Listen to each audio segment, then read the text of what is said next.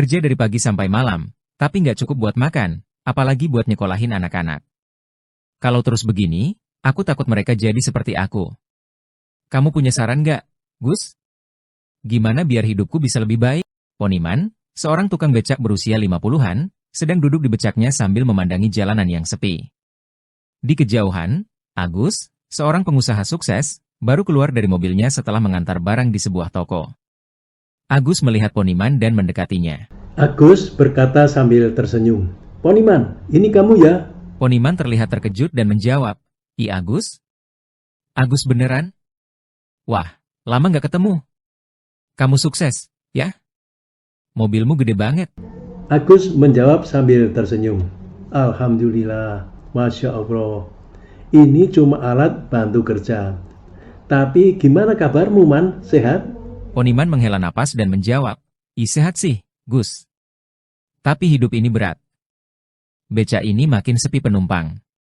Orang-orang sekarang naik ojek online. Kadang sehari cuma dapat 15.000, paling banyak 25.000.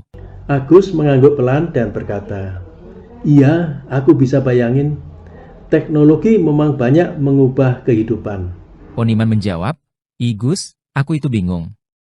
Kerja dari pagi sampai malam, tapi nggak cukup buat makan, apalagi buat nyekolahin anak-anak. Kalau terus begini, aku takut mereka jadi seperti aku. Kamu punya saran nggak, Gus? Gimana biar hidupku bisa lebih baik?" Agus menarik kursi plastik dari warung dekat di situ dan duduk di depan Poniman. Agus berkata, "Man, aku paham banget rasanya hidup sulit. Tapi ada beberapa hal yang aku pelajari dari hidup ini. Terutama setelah aku benar-benar mendekatkan diri kepada Allah. Mau dengar?" Poniman menjawab, tentu, Gus. Aku butuh nasihat." Agus berkata, "Pertama-tama, Man, kita harus sadar bahwa rezeki itu dari Allah. Tapi kita juga yang harus berusaha sebaik mungkin untuk menjemput rezeki itu. Pertanyaannya, apakah kamu sudah mencoba cara lain selain narik becak?" Poniman menggeleng dan menjawab, belum, Gus. Aku takut gagal. Lagi pula aku nggak punya modal." Agus berkata, "Kadang kita terlalu terpaku pada cara lama karena takut berubah. Tapi coba pikirkan, apa yang kamu bisa lakukan selain narik becak? Misalnya, kamu bisa jualan sesuatu. Mungkin makanan ringan, minuman, atau apa saja yang dibutuhkan orang di sekitar sini." Poniman menjawab, aku tidak pernah berpikir ke situ, Gus. Tapi modalnya itu, Gus. Aku ini tidak punya uang lebih buat mulai usaha." Agus tersenyum dan berkata, "Aku paham, Man. Kadang modal itu bukan uang, tapi kemauan dan ide. Kalau kamu mau berjualan makanan ringan, misalnya, kamu bisa mulai kecil-kecilan.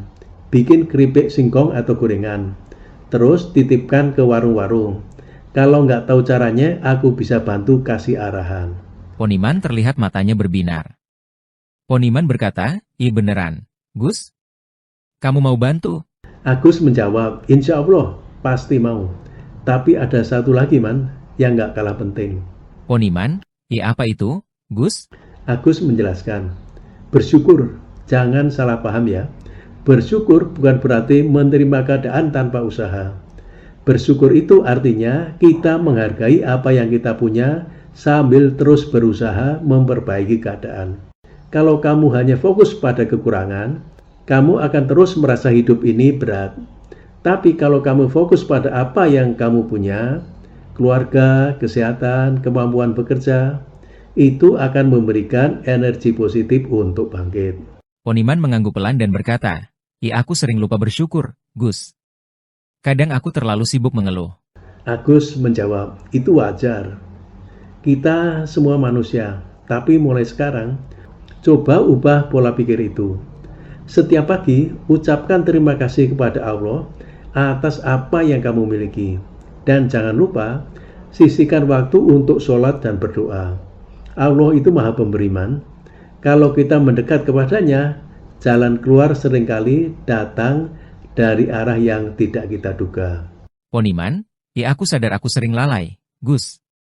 Bahkan sholat pun kadang aku lewatkan. Agus berkata, nah itu juga penting. Kalau kamu ingin hidup lebih baik, dekatkan diri ke Allah. Sholat 5 waktu jangan sampai ketinggalan. Doa itu adalah kekuatan besar, Man, tapi harus diiringi usaha.